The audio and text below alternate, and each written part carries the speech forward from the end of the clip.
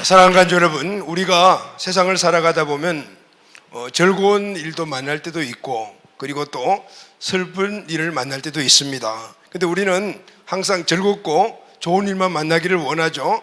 근데 여러분, 우리 삶 속에서 항상 즐겁고 좋은 일만 만나는 방법이 딱 하나 있습니다. 그것은 좋지 못한 일, 그러니까 슬픈 일, 이런 일들을 항상 우리 삶 속에서 잊어버리는 거예요. 그러면은 남는 것이 뭐가 남을까요? 좋은 일, 기쁜 일, 이런 것들만 우리에게 기억이 되겠죠. 그러면 거기만 집중해서 살아가면은 우리는 항상 즐겁고 기쁜 삶을 살아갈 수가 있어요. 자, 그럼 여러분, 어떤 때, 언제가 가장 기쁜 때일까요? 여러 가지 일들이 아마 여러분 생각날 것입니다. 자, 우리 상민이가 군대 제대하고 이제 돌아왔잖아요. 돌아와서 예배 처음 참석한 거지? 예배 처음, 제대는 한참 전에 했는데 이제 예배는 코로나로 인하여 이제 참석했던 것 같아요. 그리고 성민이는 언제 군에 들어가지? 다다음 주? 다다음 주. 자, 우리 남자들은, 우리 형제들은 이제 때가 되면 다 군대 가잖아요. 남자들은 군대 가서 훈련소에서 훈련을 받고 수료할 때가 참 그렇게 기쁠 수가 없어요. 여기에는 남다른 어떤 기쁨과 비교할 수 없는 그런 특별한 기쁨이 있습니다. 왜냐하면 남자로서 군대 꼭 가야 되는데 또 꼭 가서 이제 사회에 생활했던 모든 이 때들을 다 벗겨내고 이제 군인의 길에 출발하는 것이 기본군사 훈련을 마치는 거거든요.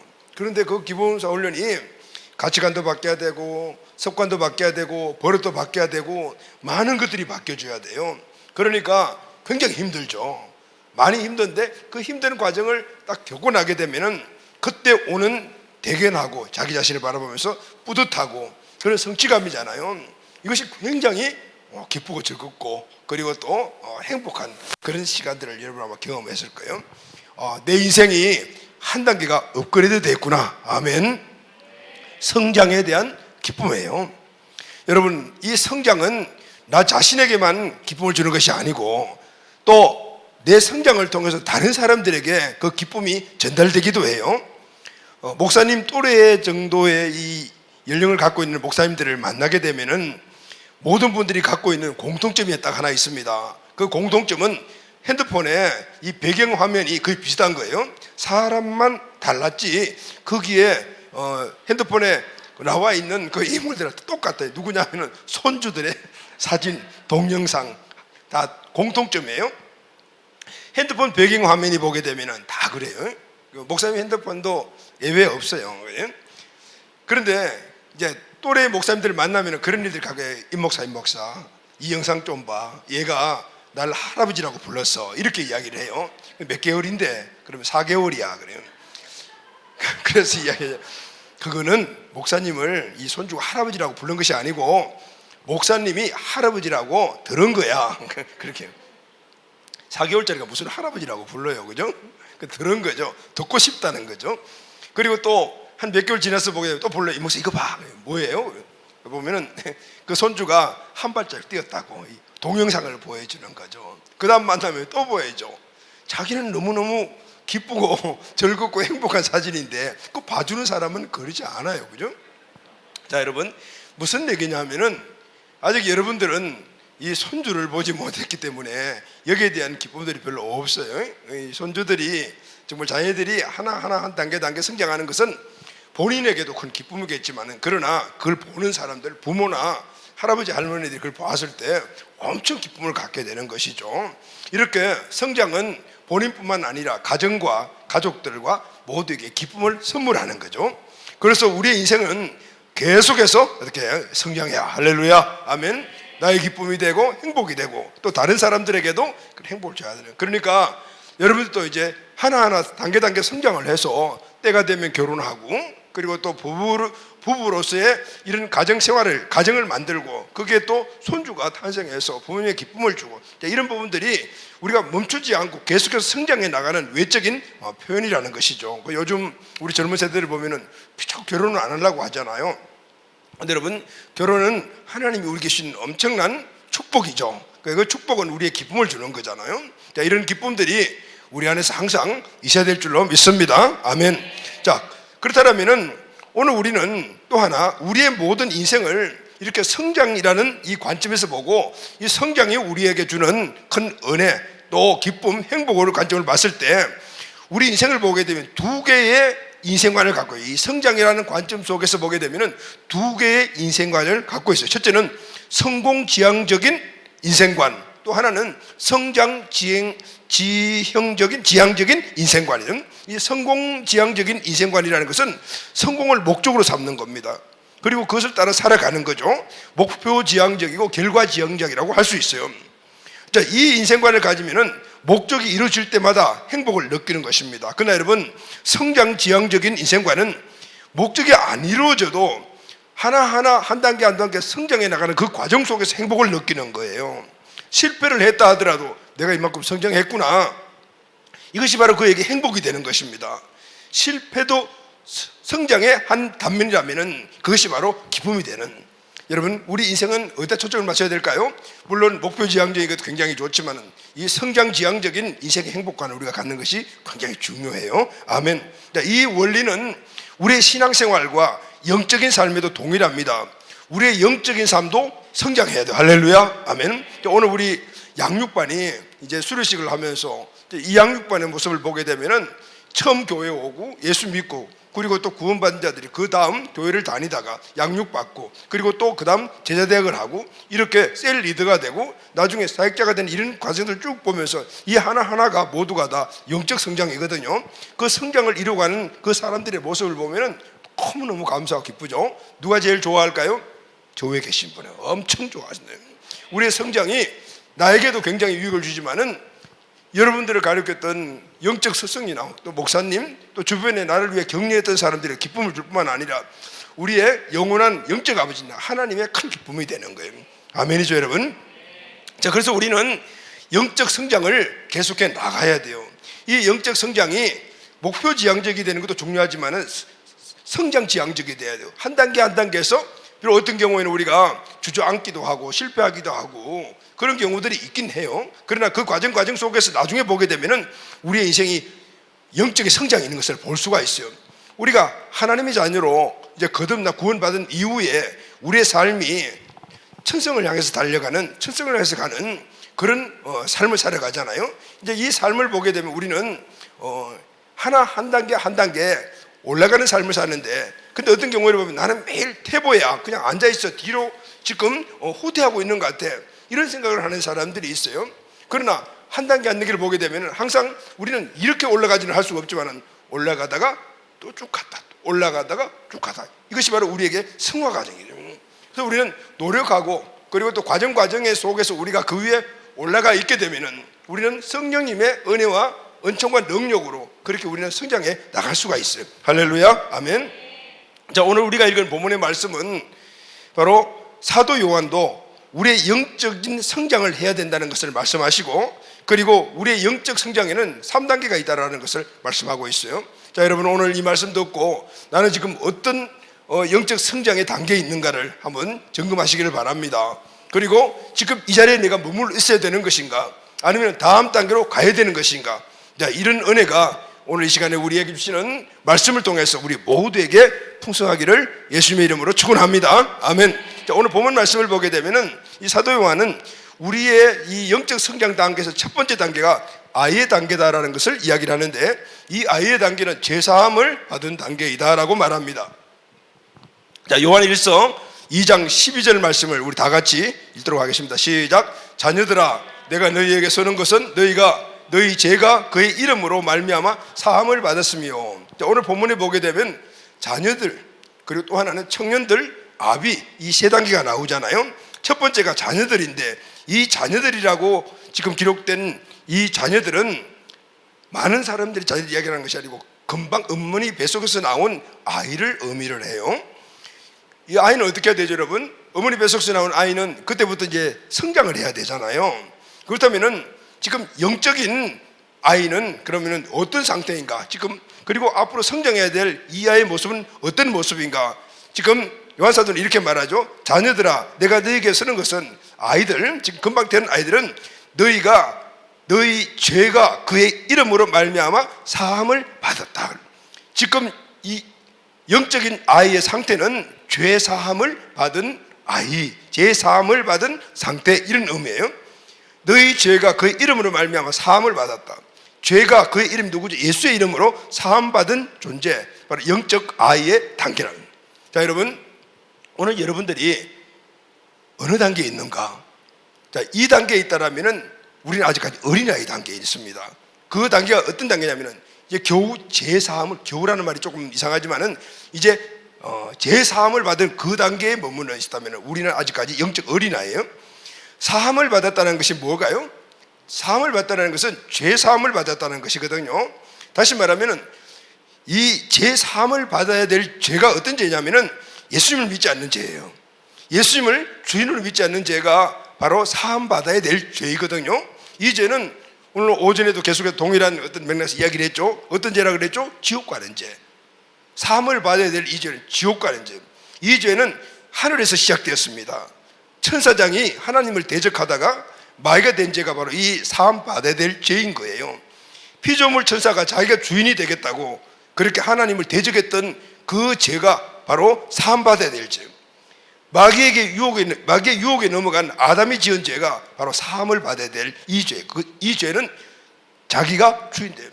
피조물이 조물주에 대적했던 죄. 조물주 하나님이 나의 주인이 되어야 되시는데 그것을 거부하고 내가 주인 된 죄. 이 죄가 바로 사함 받아야 될 죄. 중심에 하나님 두기를 싫어하고 자기가 주인이 되고 마귀가 주인이 되고 세상이 주인이 되어 살아가는 그 죄, 이 죄가 지금 사함 받아야 될 죄예요. 여러분, 이 죄는 악한 죄라고 이야기를 했어요. 인간은 이 죄를 인해서 모두 마귀의 자녀가 되고 종이 되고 그리고 마귀에게 끌려가 멸망으로 끌려가는 죄, 지옥으로 가는 존재, 바로 이 죄 때문에 그런 거예요. 예수를 믿지 않는다는 것은 예수님을 주인으로 믿지 않는다는 것입니다. 하나님께서 모든 사람들에게 그래서 예수님을 주인으로 믿을 만한 정거를 주셨어요. 여러분, 그 정거 때문에 우리는 예수님을 주인으로 믿지 않으면 심판을 받아요. 그리고 안 믿은 사람들은 지옥에 가고 믿은 사람만이 구원을 얻는 거예요. 그 예수님을 주인으로 믿을 만한 주신 정거가 무엇인가 하면 그것은 바로 예수님의 부활이다 그 말이에요. 예수님의 부활은 하나님이 모든 사람에게 주신 예수님을 주인으로 믿을 수 있는 정거이다. 아멘. 그래서 사도행전 17장 30절에서 31절 말씀 다 같이 한번 시작. 알지 못하던 시대에는 하나님이 간과하셨거니와 이제는 어디든지 사람들에게 다 명하여 회개하라 하셨으니 이는 정하신 사람으로 하여금 천하를 공의로 심판하나를 작정하시고 이에 그를 죽은 자 가운데 다시 살리신 것으로 모든 사람에게 믿을 만한 정거를 주셨음이니라. 아멘. 알지 못하던 시대에는 예수님이 이 세상에 오지 않으시고 사람들이 예수님에 대해서 알지 못하던 시대가 있었어요. 그때는 하나님이 어떻게 심판을 간과하셨다 그랬다. 그런데 지금은 모두 회개해라, 심판할 수 있는 정거를 주신 거예요. 그 정거가 뭐냐면은 정하신 사람이 예수님이잖아요. 천하의 공의로 심판을 작정하시고 그를 죽은 자 가운데 살리심으로 말미암아 모든 사람들이 믿을 만한 정거를 준 거예요. 예수님을 부활시키셔서 하나님이 모든 사람들이 예수님을 주인으로 믿을 수 있도록 정거를 주신 거예요. 그러니 이미 정거를 우리가 갖고 있잖아요. 그 표징을 받았잖아요. 그러니까 표징을 받고 정거를 받음에도 불구하고 예수님을 주인으로 안 믿으면 심판하시겠다가 말인 거예요. 이전에는 예수님의 부활이 없었을 때는 그것을 강구하셨지만은 그러나 예수님의 부활을 통해서 예수님이 하나님의 아들 하나님이신 사실을 증명했기 때문에 이제는 하나님이신 예수님을 주인으로 믿지 않으면 심판하시겠다 그 말씀인 거예요. 예수님을 살아계신 하나님의 아들 또 주인으로 믿을 수 있는 주신 증거가 예수님이 죽었다가 부활했다고 말해요. 자, 여러분, 로마서 14장 9절 말씀을 다시 한번 다 같이 시작. 이를 위하여 그리스도께서 죽었다가 다시 살아나셨으니 곧 죽은 자와 산 자의 주가 되려 하십니다. 예수님이 죽었다가 살아나신 이 일은 예수님이 주인 되시기 위함이다. 이를 위하여라는 말이 뭐죠? 주가 되려 하심인, 이것은 죽었다가 살아나는 것들이 증거라는, 하나님께서 예수님을 모든 사람들의 주인이 되게 하시려고 죽었다가 살아나게 하셨다고 말합니다. 그래서 여러분 초대교회 사도들과 성도들이 이렇게 전파하고 선포해서 회개하라, 주 예수를 믿으라, 그리하면 너와 내 집이 구원을 얻으리라. 구원을 얻는 것은 자기가 자기 마음대로 살았던 자기 주인된 것들을 철저하게 회개하고 부활하신 살아계신 하나님의 아들 그 예수님을 주인으로 모시고 살아. 이것이 바로 구원받는 것이다라고 말합니다. 이 복음이 성령의 권능으로 선포되었어요. 그때 성령께서 말씀을 듣는 사람들에게 역사하셨잖아요. 그래서 고린도전서 12장 3절 하반절에 보면은 성령으로 아니하고는 누구든지 예수를 주라 할 수 없느니라. 여러분, 우리가 구원받는 것은 우리 힘으로 구원받는 게 아니에요. 오늘 복음이 예수님이 하나님의 아들이라는 사실, 이 부활의 복음이 선포될 때, 오늘 그 부활의 복음을 들을 때 성령께서 우리 안에서 예수님이 부활하셨다는 사실을 믿게 해주셔야 돼요. 아멘. 그래야만이 그 믿음을 통해서 예수님을 나의 주인으로 모실 수가 있는 거예요. 여러분, 굉장히 중요한 얘기거든요. 아직까지 여러분들 마음속에 부활하신 예수님이 믿겨지지 않는다면 우리는 여전히 악한 죄 속에 있는 거예요. 오늘 죽으면 지옥 간다 그 말인 거예요. 얼마나 무서운 얘기예요. 예수님이 부활했다는 사실이 확신될 때 우리는 그분이 내 주인이심을 믿게 되는 거예요. 그 누가 그렇게 하신다고요? 성령님이 하시는 거예요. 자, 오늘도 계속해서 이 복음이 선포되는데, 이 복음이 아직까지 예수님을 주인을 믿지 않는 자들이 있다라면은 성령께서 여러분들의 마음 안에 부활하신 예수님이 살아계신 하나님의 하심을 믿고 할렐루야, 그 나의 주인이심을 고백하고 영접하는 그런 역사가 항상 있게 되기를 바랍니다. 아멘. 이 복음이 초대교회에 선포되자 그 말씀을 들은 사람들이 성령의 역사를 통해서 자기 자신들이 십자가에 달려 죽게 했던 그 예수님이 하나님이라는 사실을 알게 되었어요. 그래서 어떻게 했습니까? 그들은 마음과 그리고 몸, 이 모든 것들을 다해서 철저하게 주님 앞에 굴복하고 회개하고 예수를 주인으로 모셔드림으로 말미암아 구원받는 자가 되었다는 거예요. 오늘 이 구원은 그냥 구원받았다는 것이 아니라 예수님이 실제적으로 우리 마음속에 들어오셔서 내 인생의 주인이 되신 거예요. 할렐루야. 주인이 바뀌었다. 이전에는 마귀가 내 중심에서 나를 다스렸고 내가 내 중심에서 내 마음대로 살았던데, 이제는 예수님이 내 마음속에 들어오심으로 말미암아 예수님이 내 인생을 이끌어가는 주인으로 바뀌었다. 할렐루야. 이제부터는 예수님과 함께하는 삶을, 이 함께하는 삶을 바로 우리가 풍성한 삶이라고 해요. 이 사람이 누구냐 하면은 제사함을 받은 사람이에요. 오늘 우리의 성장에서 첫 번째 어머니 뱃속에서 나온 것 같은 이 영적 아이는 이제 예수님을 주인으로 믿고 구원받은 영적 아이라고 말해요. 여기서부터 이제는 어떻게 성장해야 되겠죠? 아멘. 어린아이가 어머니 뱃속에서 나와서 그대로 있게 되면 그냥 애기예요. 이제부터는 성장을 해야 돼요. 자, 여러분은 어떤 상태입니까? 여러분 구원받았습니까? 죄사함 받았습니까? 죄사함을 받은 증거가 무엇입니까? 그것은 여러분 중심에 이제는 예수님이 중심 되셔야 되고 예수님이 함께 하심에 대한 확신한 믿음과 그리고 또 거기에 대한 확증이 있어야 돼요. 나는 죽고 예수님만이 살아 계신다. 오늘 이 사실을 여러분들이 확실하게 믿어야 돼요. 아는 것이 아니고 믿어야 되는 거예요. 그럴 때 우리는 그분과 함께하는 삶을 살아갈 수가 있고 그분이 갖고 있는 모든 자원들이 있잖아요. 그분은 전능하시고 지혜가 풍성하시며 모든 문제를 해결할 수 있으시며 우리의 삶을 변화시킬 수 있는 그분의 능력을 우리가 누리며 살아갈 수가 있는 거예요. 자, 여러분, 어린아이 성장에는 특징이 있어요.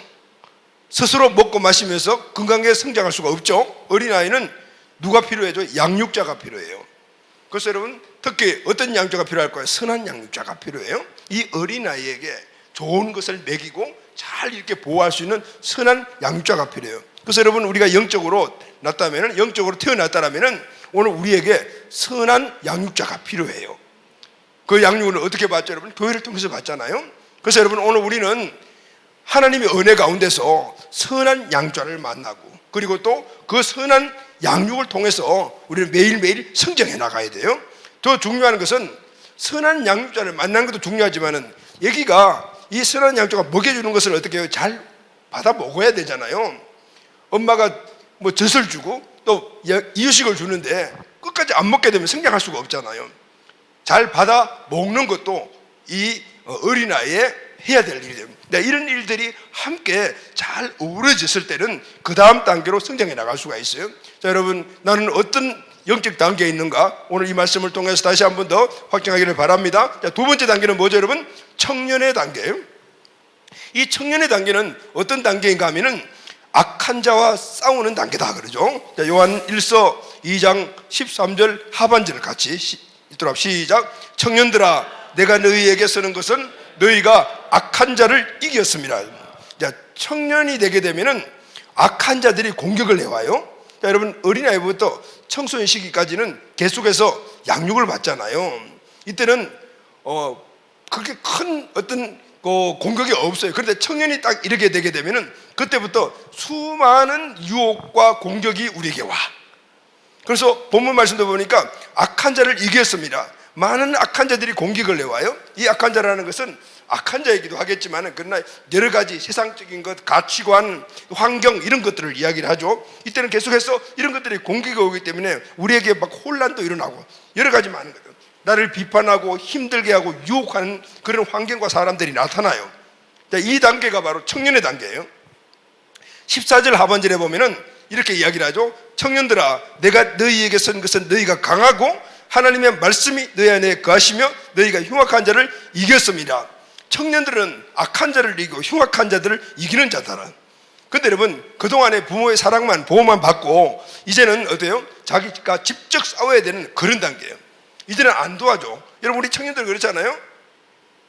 청소년까지는 부모님들이 먹여주고 입혀주고 그렇게 하지만은 청년이 되게 되면 이제 네가 알아서 해, 알바도 하고 이렇게 부모님들이 얘기하잖아요. 근데 요즘은 청년이 되고 장년이 돼도 여전히 캥거루 새끼와 같이 또 어머니 가정 그 안에 있는 사람들이 있어요. 그건 여러분 여전히 어디냐면은 어린아이에 있는 거예요.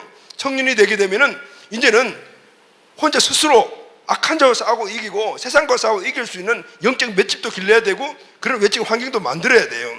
바로 그러니까 많은 공격을 받게 되죠. 청년은 흉악한 자들을 이기는 자다 그래요.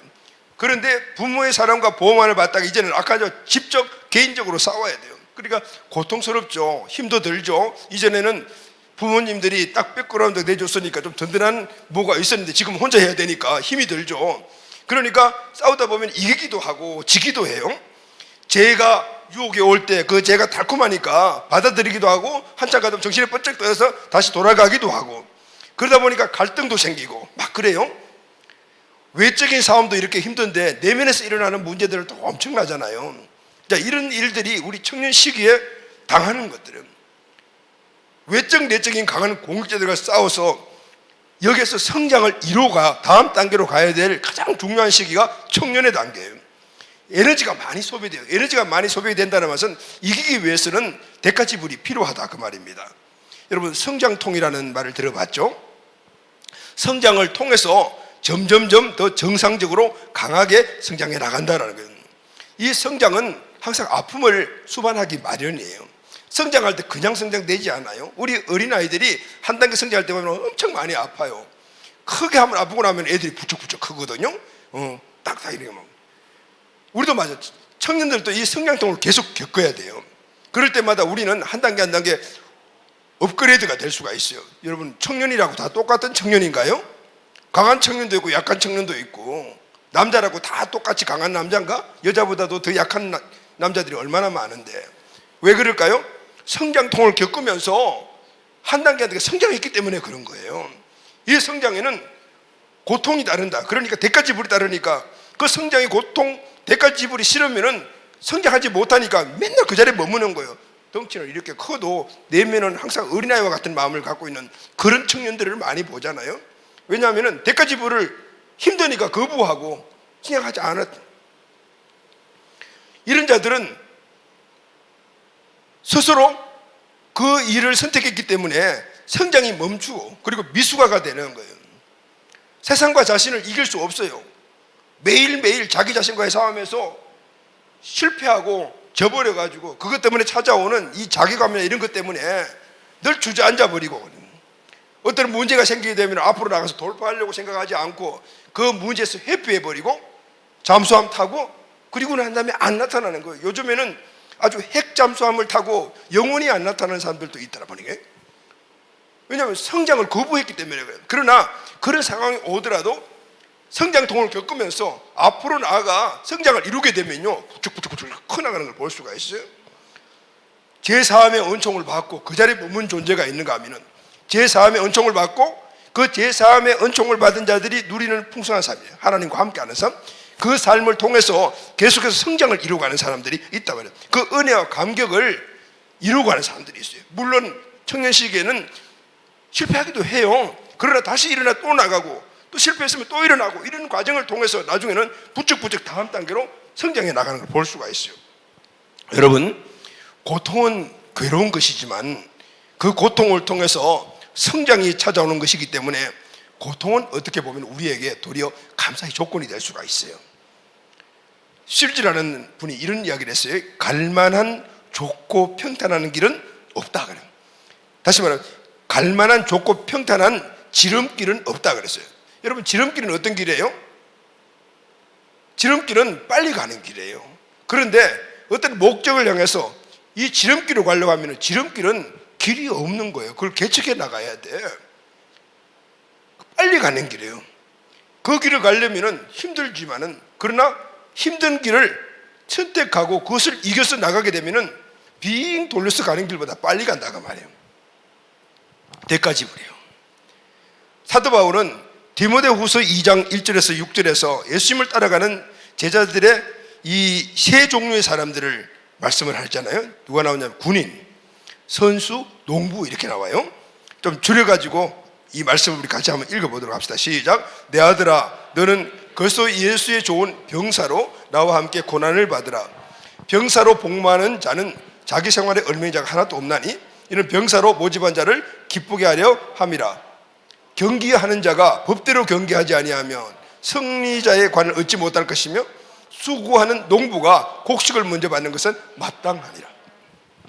여러분, 군인이나 아니면은 선수나 그리고 농부가 그들의 어떤 목적, 그 영광을 얻는 것은 그냥 저절로 얻어지는 것이 아니라 군인은 명령에 절대 복종해야 합니다. 운동선수는 자기와의 피나는 싸움한 결과 메달을 얻을 수가 있어요. 농부는 열매 수확을 해서 낮과 밤을 가리지 않고 수고해요. 군인이 명예를 얻고 운동선수가 금메달을 걸고 농부가 풍성한 추수를 얻는 데는 힘든 일이 꼭 따라. 이들이 이 힘든 고난을 이긴 힘은 어디서 오는가 하면 이들의 공통점이 있어요. 누구예요? 군인 그리고 또 선수들, 이 농부의 공통점이 뭐냐 하면은 모두가 자기가 하는 그 일들이 습관이 된 사람들이에요. 습관이 돼요. 군인의 일과는 단순, 군인 갔다 온 사람도 그잖아요. 군인 일과 단순하죠. 아침에 일어나 밥 먹고 훈련 받고, 또 점심 때 밥 먹고 오후에 훈련 받고, 저녁 밥 먹고 훈련 받고 자고, 그 다음날 똑같은 일이 계속해서 반복이 돼요. 운동선수도 마찬가지잖아요. 똑같은 훈련을 반복하대요. 여러분, 운동선수 해보신 분들이 있어요? 엄청 힘들고 지겨워요. 왜냐하면 똑같은 일을 반복하기 때문에. 제가 중학교 때 그 유도를 했거든요. 그때 중학교 유도 대표 선수도 하고 그랬어요. 그러니까 매일 연습을 할 때 어떻게 하냐면은 똑같은 게 엎어치기 하루 종일 수백 번 해. 그냥 딴 것도 아니고 낙법 하루 종일 하는 거예요. 그냥. 그리고 쉬는 날 있으면은 아예 이제 멀리 가. 바닷가 같은 데 가서 거기서 바다 바라보면서 맨날 낙법 치고 더블 치고 맨날 똑같아. 야구 선수들 공 때리는 거 하루에 수천 개 때린대요. 축구 선수들 똑같은 자세로 공 차는 거 하루에 수백 개씩 차는 거예요. 얼마나 지겨워요. 근데 여러분, 그렇게 자꾸 하다 보게 되면요, 그것이 습관화되고 나에게 딱 체질이 되고 그냥 차면은 그렇게 가는 거예요. 여러분, 탁구 쳐봐서 아시잖아요. 탁구 칠 때 탁구 공 보고 이렇게 치는 사람은 없어요. 그냥 탁구 공 오면 이렇게 치면 평소에 연습한 대로 그렇게 맞는 거예요. 누가 탁구 공 보고 치는 사람도 있어요. 그 빠른 공들을 그냥 눈만 가 있는 것이죠. 연습한 습관이 된 결과라는 거예요. 좋은 습관이 청년을 성장시키게 만들어요. 좋은 습관을 계속해서 만들어야 돼요. 그 습관은 어떻게 만들어지는 거죠? 똑같은 일을 반복을 하는 거예요. 근데 실패해요. 그러나 그래서 실패했다고 해서 포기하지 않고 또 다시 일어나 또 반복하는 거예요. 반복하다 보게 되면 결국은 그것이 나에게 습관이 되고 어떤 상황 속에서 똑같은 어떤 행동들이 나오게 되는 거예요. 무의식 쪽에 나오게 된다. 여러분, 영적으로 태어났다라면은 오늘 우리도 성장하기 위해서는 청년에서 이 영적으로 성장할 수 있는 모든 일들이 습관화돼야 돼요. 뭐가 습관화돼야 되죠, 여러분? 우리 영적으로 성장시킬 수 있는 것이 뭐죠?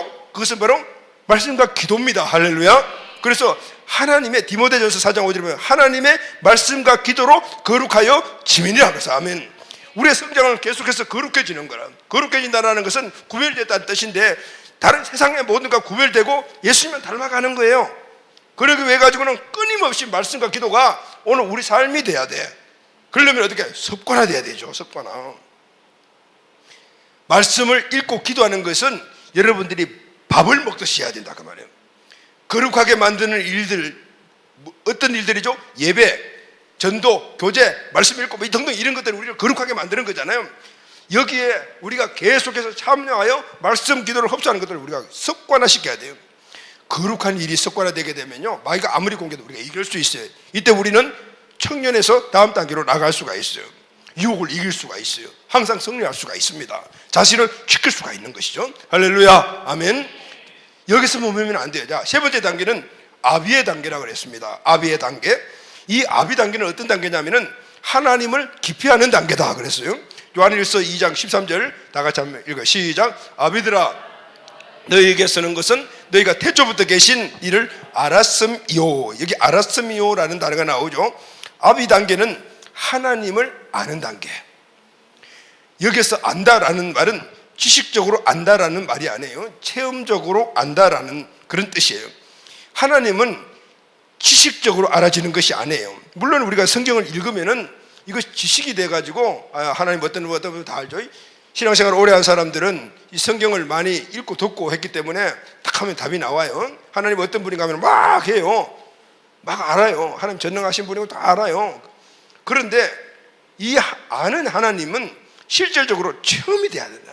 이게 믿음이 되는 거예요. 믿음은 체험이에요. 할렐루야, 아멘.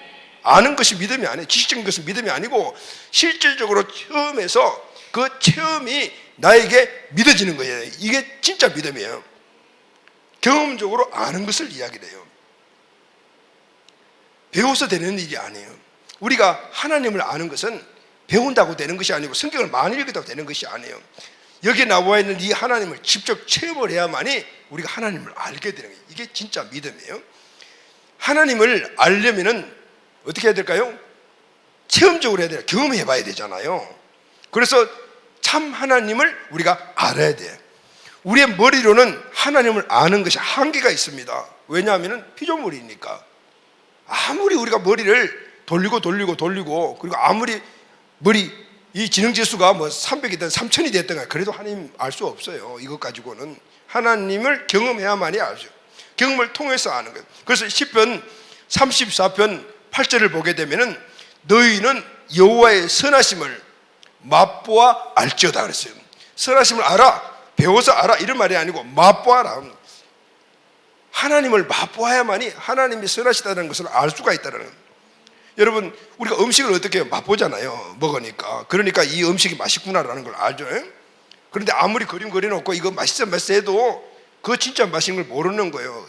많은 사람들이 댓글을 쭉 달아놓고 이게 맛있나 보다 이 정도로 우리가 실제로 알지만 실제 그 맛을 몰라. 가서 먹어봐야 돼요. 먹으려면 어떻게 해요? 돈 줘야 되잖아요. 내가 지불이 필요하대요. 마찬가지예요. 우리가 하나님의 이 모든 것들을 알려면 맛보아야 돼요. 체험해봐야 돼요. 그래서 여러분, 우리의 영적 성장의 길은 두 가지 방법이 있어요. 첫째는 고통을 이기면서 견디며 앞으로 나아가는 것. 이 말씀의 뜻이 뭐냐면은 이것 때문에 우리 결과로 성장을 얻는데 어떤 고통과 고난이 우리에게 오잖아요. 이것을 잘 이겨나가. 그러다 보면 우리가 영적인 성장이 이루어져요. 그런데 여러분, 이거는 소극적인 방법이에요. 고통이 왔을 때만 성장하는 거예요. 또 하나는 성장을 하기 위해서 하나님께 의도적으로 나가는 거예요. 의도적으로 이 적극성을 띠는 거예요.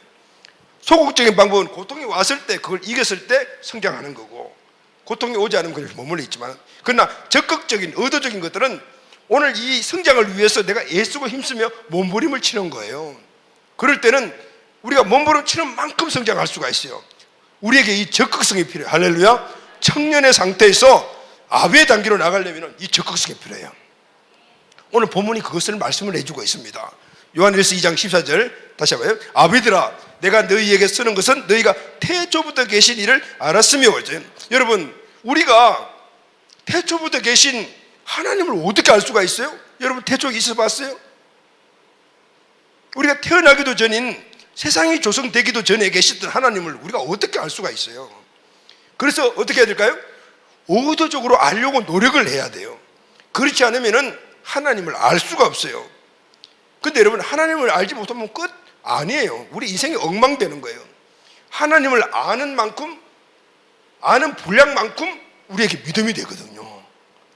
우리는 그 믿음을 가지고 성례하는 삶을 살잖아요. 큰 믿음이면 큰 성례 삶을 사는 거예요. 그러니까 하나님은 우리는 계속해서 계속 맛보아 알아야 돼요. 적극적인 노력이 필요하다. 그래야만이 우리 인생이 성공적인 삶을 살아갈 수가 있다. 영혼이 잘되면 같이 범사에 잘된 삶을 살아갈 수 있어요. 자, 그럼 여러분 의도적인 영적 성장을 위해서는 우리가 해야 될 일인데, 우리가 의도적으로 영적 성장을 하려고 그러잖아요. 소극적인 방법이 아니고 의도적으로 적극적으로 영적 성장을 하려면은 적극적으로 영적 성장을 하는데 방해하는 두 가지가 있어요. 여러분 우리가 아무리 적극성을 가지고 영적 성장해야 되겠다 해서 열심히 노력한다고 다 되는 게 아니에요. 왜냐하면 방해한다. 왜 방해할까요? 누가? 사단, 마귀라는 놈이 방해하죠. 우리의 성장은 결국은 그들에게 치명적이에요. 그러니까 여러분 한 사람이 만약에 어떤 한 사람이 아비로 성장했다 그러면요, 이 한 사람이 몇 명을 당해요? 일단 1000만을 당하는 거예요. 마귀가 굉장히 싫어하죠. 마귀는 오늘 우리가 계속해서 어린아이에 머물기를 원해요. 그냥 젖만 먹고 청년 단계에 머물기를 원해요. 왜냐하면 스스로 모든 것들을 감당할 수가 없으니까 마음대로 할 수 있다. 그러나 아비 단계 되면 다르거든요. 하나님을 맛보아 알기 때문에 믿음들이 부쩍부쩍 큰 사람들이기 때문에 일단 천을 당하기 때문에요, 무서워요. 그러니까 어떻게 방해를 하냐면 적극성을 띠고 성장하려고 하는 것을 방해한다 그 말이에요. 그 두 가지예요. 첫째는 자만심과 자기 연민이에요. 이 자만심은 어떤 얘기냐면은 자기가 대단한 사람으로 여기는 것입니다. 그렇게 집사님 아니면은 어느 형제 양육 받자, 제대하자. 뭐 청년들 같은 경우에는 뭐 그렇겠지만은 오랫동안 경륜을 겪었던 뭐 다른 교회에서 집사님 했다든가 장로님 했다든가 이런 분들이 이야기하게 되면은 이런 분들의 마음에 그래, 에이 뭐 바쁘고 뭐 어쩌고 막 이렇게 이야기를 해요. 그런데 속으로는 뭐냐면 내가 누군데 양육을 받냐, 여기 와서 내 신앙 연수가 얼마인데 훈련을 받아 왕년에 다 해봤어, 다 해본 거야. 이게 바로 자만심이에요. 그래서 한 단계 부쩍 아비 단계로 갈 수 있는 것들 갖다가 포기해버린다. 자기 연민은 어떤 것인지 아세요? 자기 연민은 자기를 불쌍히 여기는 거예요. 대부분이 우리 장년 공동체들이 그래요. 제자 훈련을 받자 그러면, 오 목사님 제자 훈련은 시작 시간은 있는데 끝나는 시간이 없다며요. 그러니까 나는 몸이 약해요. 난 또 일찍 자야지 그 다음날 아이들 학교 보내야 되고 남편 출근시켜야 돼요. 그런 생각들이에요. 그래서 포기하는 사람이 되게 많아요. 자기 연민이에요. 여러분 우리가 알아야 될 것이 뭐냐면은 오늘 이 자만심과 자기 연민은 오늘 우리가 영적 완전한 단계로 성장할 수 있는 것을 방해하는 강력한 마귀의 공격이다. 이 사실을 알아야 돼요. 영적 성장이 없으면은 마음도 육신도 환경도 성장할 수가 없어요. 우리는 영적 성장을 위해서 말씀이 있는 그 자리에 적극적으로 나가다. 할렐루야, 아멘. 자, 오늘 양육반 받은 양육반 수료한 분들 대부분이 이번에 지금 100% 전부 다 제대하고 이번에 그 역할을 했더라고요. 여러분들이 바로 그 적극성을 갖고 있는 사람 된 거예요. 그 면면을 보게 되면은 자기 연민, 자만심을 갖고 있을 수 있는 사람들이 많아. 그럼에도 불구하고 다 했더라고요. 여러분들은 영적 성장을 위해서 성령께서 우리에게 주시는 그 조명을 거부하지 않는 거예요. 분명히 영적 성장을 이루어요. 할렐루야, 아멘. 적극적으로 나가야 돼요. 성령의 능력을 얻기 위해서 기도의 자리에 여러분 적극적으로 나가야 합니다. 양육과 훈련에 적극적으로 참여해야 돼요. 의도적인 참여를 통해서 영적 성숙을 이루어가야 돼요. 그래서 여러분 사도 바울은 그의 사랑하는 영적 아들이 디모데에게 마지막 유언 말을 했는데 유언과 같은 말이잖아요. 간곡 했던 말이 어떤 말인지 아시죠? 디모데전서 4장 15절 다 같이 한번 시작. 이 모든 일에 전심전력하여 너의 성숙함을 모든 사람에게 나타내라 그랬어요. 이 모든 일에 뭐냐면은 말씀을 읽고 듣고 영적 성숙할 수 있는 이 모든 일에 전심전력하라 그랬어요. 그래야만이 네가 성숙한다, 진보한다라는 거예요. 이걸 모든 사람들에게 나타내라. 여러분, 디모데는 아직 청년 나이거든요. 그런데 에베소 큰 대형 교회예요. 바울이 개척가 세운 대형 교회잖아요. 요즘같이 이렇게 하면은 거기에 후임 담임 목사로 선임을 받은 거예요. 그리고 거기에 어떤 사람들이 있겠어요?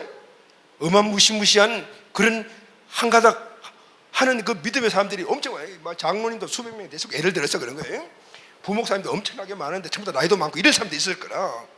그러면은 거기서 네가 사람들에게 영향력을 펼치는 담임 목사직을 해야 되는데 그러면 어떻게 해야 되겠냐? 열심히 공부해가지고 석사학위 받고 박사학위 받아라 이런 이야기 하지 않았어요. 영적으로 성숙할 수 있는 그 모든 일에 전심전력해라. 이것이 바로 너에게 성숙함을 갖다 주는 것이고 그것이 모든 사람들에게 주는 영향력이 된다. 할렐루야. 아멘. 읽고 듣고 보고 가르치는 데 전심전력해. 의도적으로 힘쓰라. 사람들이 보고 알도록 해라. 나이가 어리다고 네가 업신여김 받지 않으려면 영적인 성숙을 해야 된다. 바로 그거예요, 여러분. 교회들 가게 되면은 우리 교회들을 보게 되면 그러잖아요. 목사님이 장로님보다 나이가 어리신 분들이 많죠. 그런데 세상 경륜이나 어떤 지식이나 이런 부분들에 의해서 이 비교가 안 되잖아요. 그러면은 그런 목사님들은 그 세상에 경륜이 많았던 그런 장로님들이나 권사님들 이런 분들에 의해서 어떤 영향력을 펼칠 수 있을까요? 이거예요. 영적 성숙. 할렐루야. 아멘.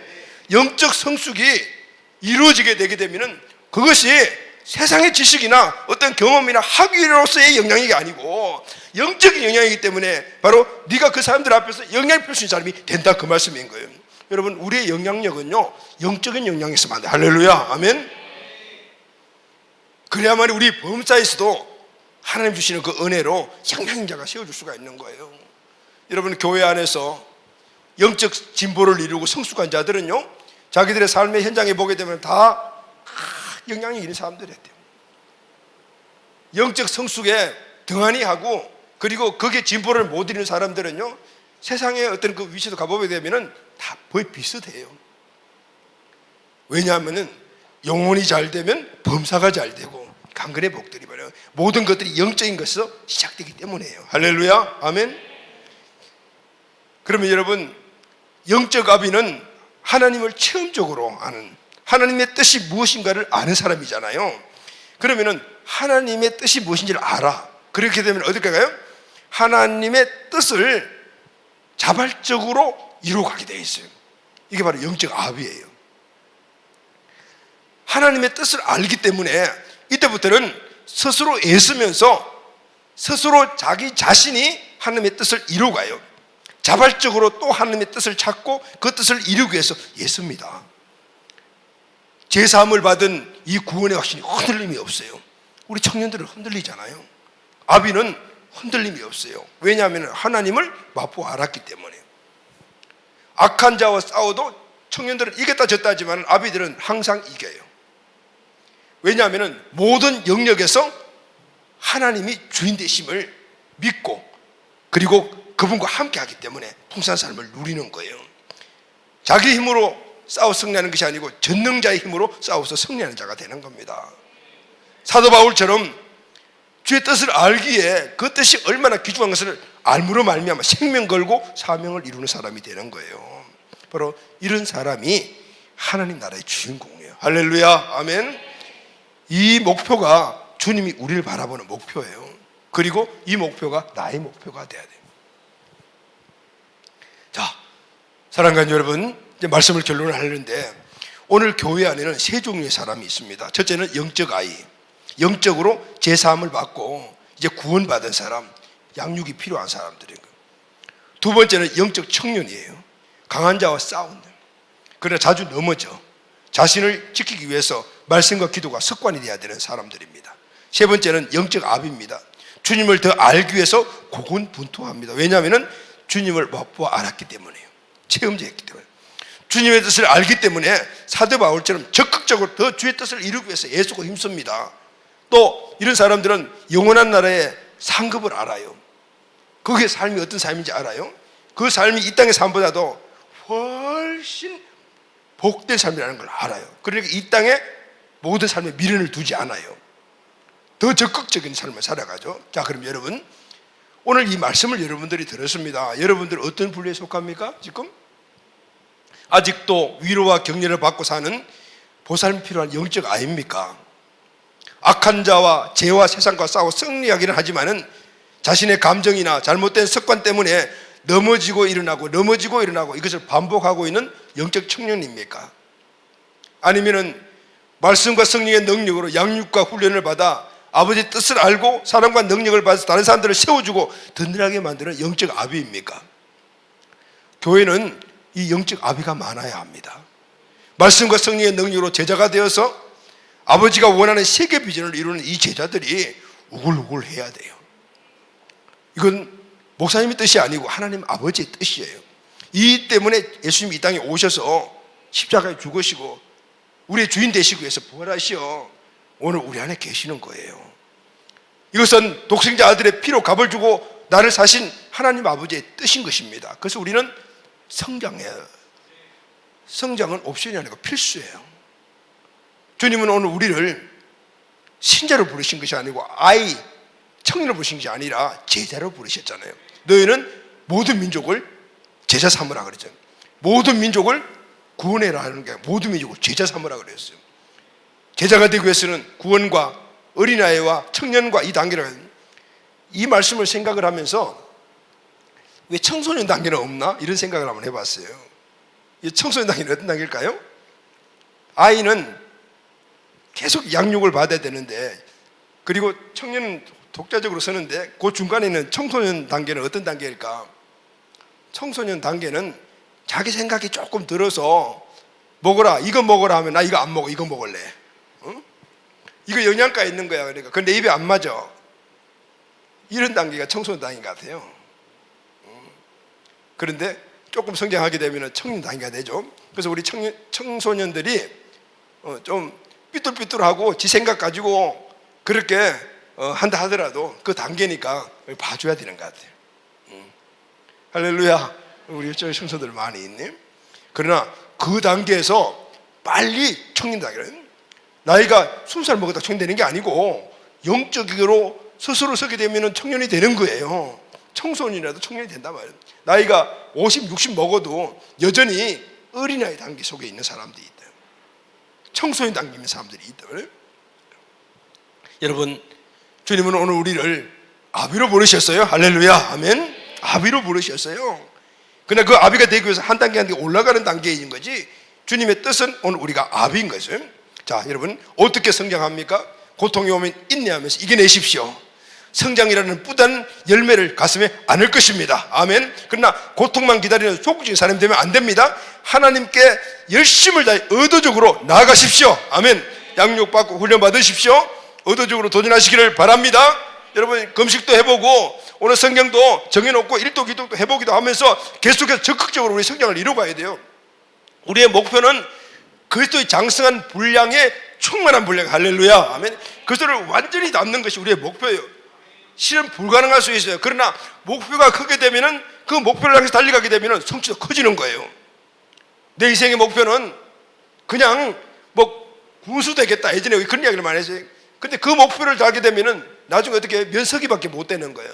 그래서 나는 대통령 되겠다. 그래서 가다 보면은 장관도 될 수 있다, 그 말인 거예요. 여러분, 그리스도의 장성한 분량의 충만, 그리스도를 완전히 닮는 거예요. 우리가 어떻게 그리스도를 완전히 닮을 수 있어요? 그러나 그것이 목표가 되게 되면은 우리는 더욱더 큰 진보를 이루어갈 수가 있다고 말해요. 할렐루야. 우리의 영적 진보는 우리의 축복의 삶이요, 하나님 나라의 역사의 일꾼으로 하나님 나라에 크게 쓰임받는 하나님의 자녀가 되는 겁니다.